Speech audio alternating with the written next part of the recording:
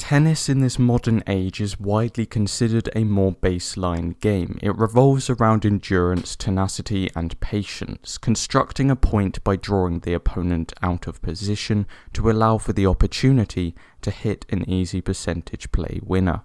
However, grinding your opponent down at the baseline is not the only strategy utilised within the game. Not used often enough in my opinion, net play can be just as useful, if not a better game style and strategy to win points quickly. The serve and volley is a dying form, so they say, a style most often used on grass courts due to the higher speed of the courts, and yet even at Wimbledon we still see a lack of this play style. Up until the early 2000s, serve and volley was the norm, especially at Wimbledon. Some of the most famous serve and volleyers being Stefan Edberg, Pete Sampras, Rod Laver, Martina Navratilova, and John McEnroe. However, as said, the norm from the early 2000s onwards has been a more baseline game, propelled into popularity predominantly by such players as Lleyton Hewitt, Marat Safin, and Andre Agassi. You can see this change by simply comparing the worn Wimbledon courts on the final day. Now, the net area seems much less worn out, whereas the baseline is just plain dirt. 90% of the top players in the 70s, 80s and 90s were serve and volleyers, but now you'll be pressed to try and find a devoted player to this art. The highest ranking players I can think of that predominantly use it are Misha Zverev, whose current ranking is 258 with a career high of 25 in 2017, Dustin Brown with a ranking of 239 and a high of 64 in 2016, and possibly Feliciano Lopez, currently 56 with a high of 12. Someone like Federer will use a serve and volley or try and come into the net as quickly as possible to shorten the points, thus decreasing time on court and helping to prolong his career. So why was serve and volley so popular in the past, and why has it almost completely died out in the modern game? The reason it was so popular in the past was because you could end points quickly. A big serve puts you in an attacking position instantly, allowing you to end the point with an ace or an easy volley at the net. In the past, you even saw what was considered at the time a more baseline player adapt to serve and volley on the grounds at Wimbledon with Bjorn Borg. However, as technique, physical fitness and technology improved, big servers started to dominate the tour, leading to the courts slowing down quite considerably. Many will point to the 2001 Wimbledon final as the death of serve and volley, as you have two players with big serves and net games in Rafter and Ivanisevic. The very next year, in fact, you had two great baseliners in the final, with Hewitt and Nalbandian.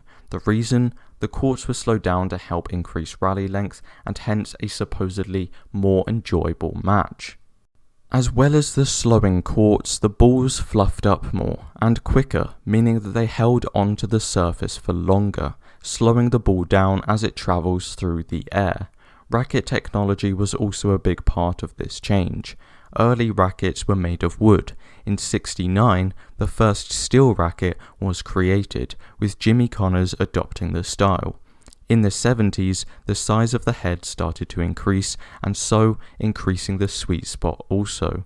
The developing racket and string technology has allowed for easier use of topspin, as before the smaller head size meant many players used a continental grip, as it was very difficult to hit the sweet spot otherwise.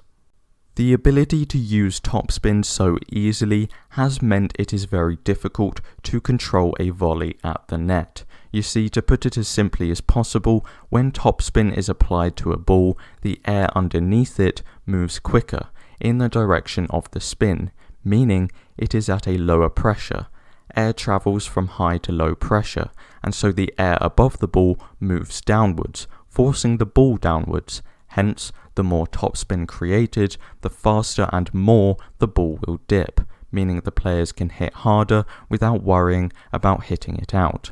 This is meant in the modern game, players can easily drop the ball below the net level, forcing a serve and volleyer to hit the ball up and not allow them to attack the return as easily.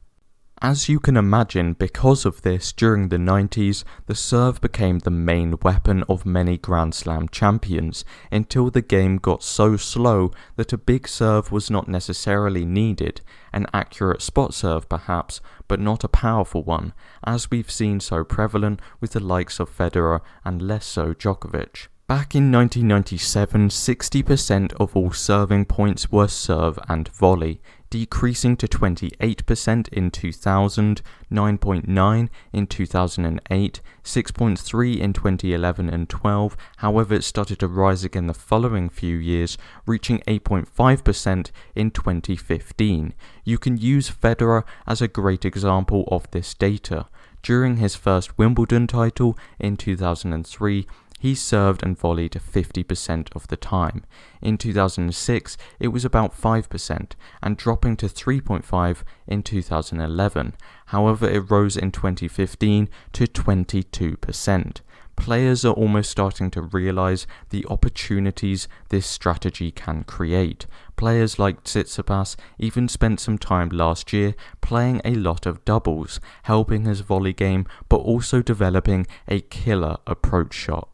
It's almost certain we're never going to get a clean-cut serve and volley Grand Slam champion again, but the use of the skill is on the rise very slowly. Players need to learn the pros and cons of the skill, learning how to and when to approach the net, as well as developing that natural feel, as well as those ground strokes, of course. So that's the reason serve and volley has died out, a combination of racket and string, ball and court technology. It's a dangerous game to play when so much topspin can be hit through the flick of a wrist. It's not a viable game plan to perform every single point. It's predictable and limiting. However, to use it as a break from a long rally or a surprise to your opponent can be useful. Anyway guys, thank you so much for watching. See you next time.